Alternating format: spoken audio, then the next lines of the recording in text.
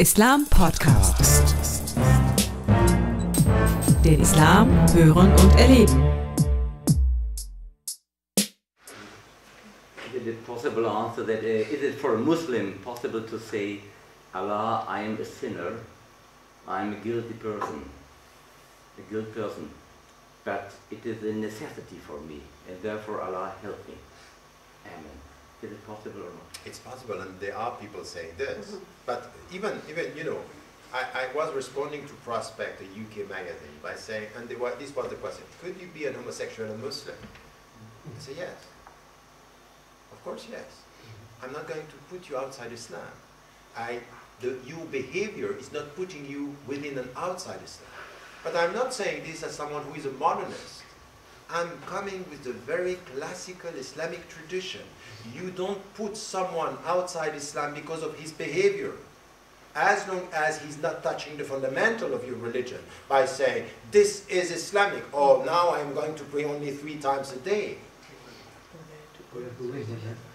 You got the point, that there is something which is quite important. Islamically speaking, you cannot put someone outside. Now you can say you're in, but not with the right behavior. This is it. And this is someone who is when you go to jail. When you go to jail, I'm visiting in Canada, I'm going to visit Muslims in jail. Every time I go there. And there is one with Abdurrahman, he killed someone. He killed someone, and he's going to stay till the end of his life in jail. Okay? And now he's very nice. He's serving the people. But he killed someone.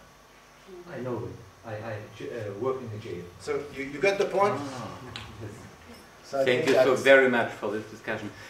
But here is the question now, how should we deal with those who are not here in our community at university, and how to deal with them, with the other Muslims who are the majority? Yes. Look, to have something in university about training the Imams. We try to have. Yes, I understand, but you are not the only one. It's coming from everywhere in Europe now, in the West. We want to train the Imams. And the point is that we want to train the Imams, and the Imams say we don't want to need training. This is the point. We don't need it. Yes. And the point is that who is going to do the job? Who is going to do that? And I think that there is something which is quite important. If you go to the Imam and you are telling them, some of them, they are not even trained in Islamic studies. That some of them could understand that they don't have the Islamic substance. And some others are saying, look, I know what I have to talk about because I know the Islamic sciences.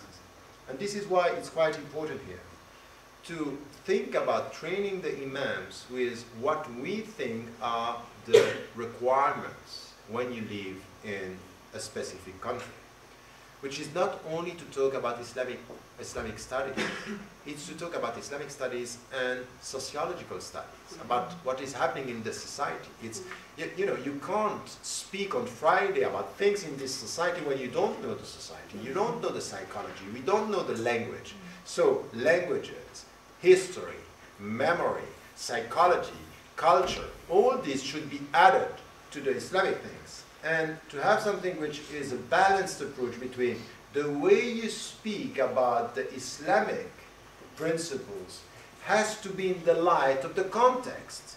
So you need to provide them with something that they can feel that something is missing. You know, Blaise Pascal is a French philosopher.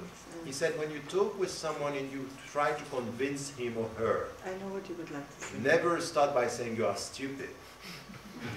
You say, from where you are, it's right, but it's from where you are. There are other viewpoints where you are wrong, but you have a partial, partly right answer, but you don't get the whole answer.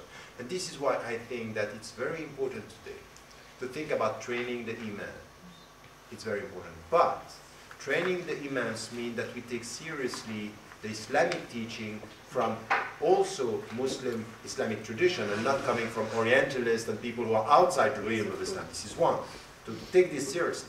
And then to add to this, something which has to do with the teaching of what is happening in our society. Language is so important, what is happening in schools. You know, when you are dealing with teenagers' behavior, you need to know what is happening in school, that, this is part of, so these are things that You need to think about reaching out. And then, very quickly, also with the ordinary Muslim.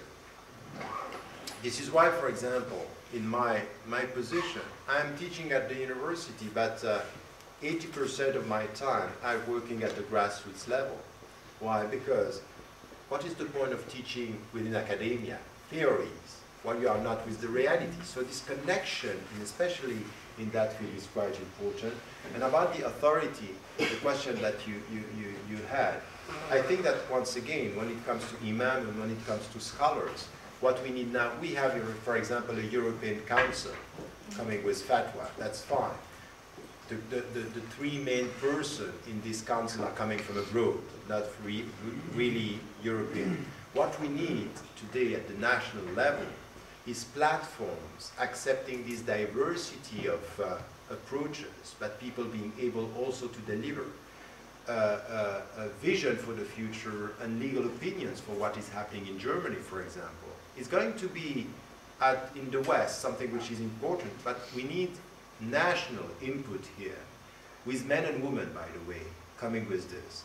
And in specific issues, for example, I'm even pushing this in my book, Radical Reform, by saying that we need scholars of the texts and scholars of the context. We need people knowing what is happening in our countries to be able to tell us this is the right answer.